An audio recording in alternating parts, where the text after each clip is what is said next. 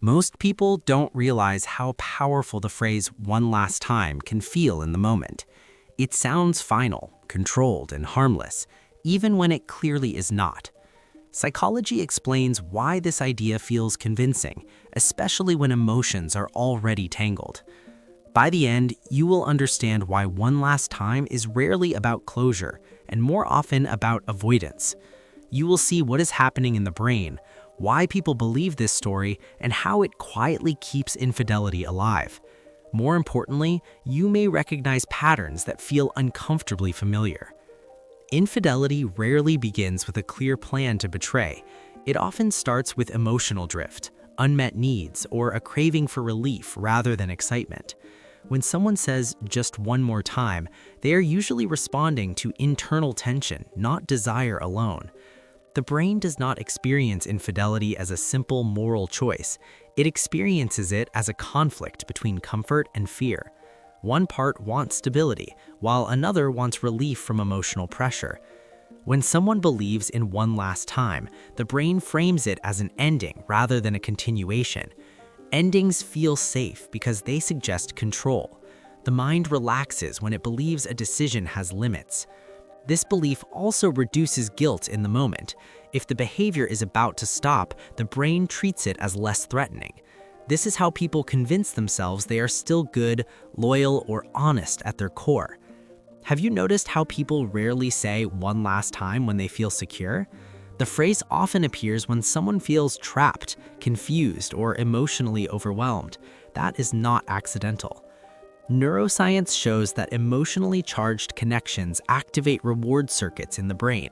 These circuits do not respond well to logic or long-term consequences. They respond to relief, familiarity, and emotional regulation. An affair often becomes a place where the nervous system feels calmer. It may feel seen, wanted, or understood there. Losing that suddenly can feel like losing emotional oxygen. One last time becomes a way to soften that loss. The brain treats it like a gradual exit rather than a shock. This makes the decision feel more manageable, even if it isn't honest. In real life, this often shows up as secret conversations that were supposed to end. It looks like closure talks that turn intimate again. It sounds like promises that feel sincere in the moment. Here's the surprising part. The brain does not register one last time as an ending. It registers it as reinforcement. Every emotional or physical interaction strengthens the neural pathway. Instead of closing the door, it keeps the attachment alive. The brain learns that the connection still brings relief. This is why one last time so often becomes two, then three, not because of weak character, but because the brain has been trained to seek regulation through that person. Awareness matters more than blame here. Ask yourself this quietly. Is the urge really about saying goodbye or avoiding discomfort? That question changes everything. Another layer involves identity. Many people in infidelity are managing two versions of themselves. One is responsible and committed. The other feels alive and desired. One last time allows both identities to exist without confrontation. It delays the moment when a choice must be fully owned. The mind prefers delay when the truth feels threatening. This pattern also connects to loss aversion. Humans are wired to avoid loss more than they seek gain. Ending an affair feels like losing something valuable, even if it is harmful. The brain exaggerates that loss. It minimizes the long-term damage while magnifying the immediate emotional absence. This distortion makes one last time feel reasonable. In workplaces, this shows up as emotional affairs that linger after boundaries are crossed. In long-term relationships, it appears as repeated attempts at closure that never quite close. The environment changes, but the pattern remains. People often believe that one final encounter will bring clarity. In reality, clarity usually comes from distance, not contact. Contact keeps the emotional fog in place. There is also a social myth at play. Stories often portray one last encounter as romantic or necessary.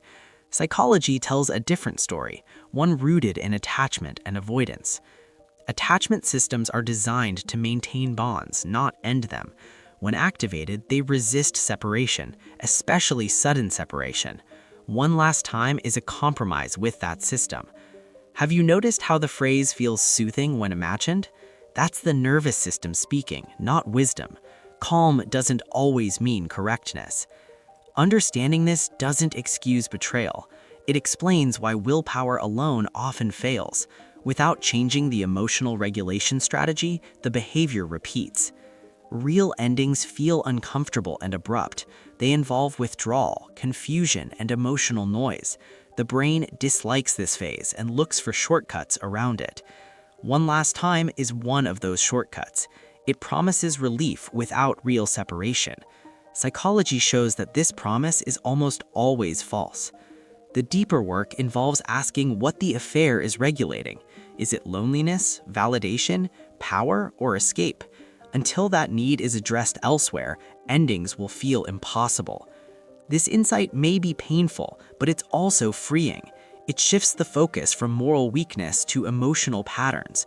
Patterns can be changed once they are seen clearly. If you are on the receiving end of betrayal, this perspective may also help. It explains why words and promises often collapse under pressure. It's not about you being insufficient. The myth of one last time survives because it feels humane and controlled. In reality, it keeps people stuck between two lives. Clarity begins when the myth is challenged. True closure doesn't come from one more moment.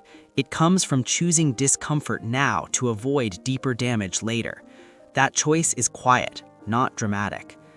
As you reflect on this, consider where you might be delaying an ending in your own life.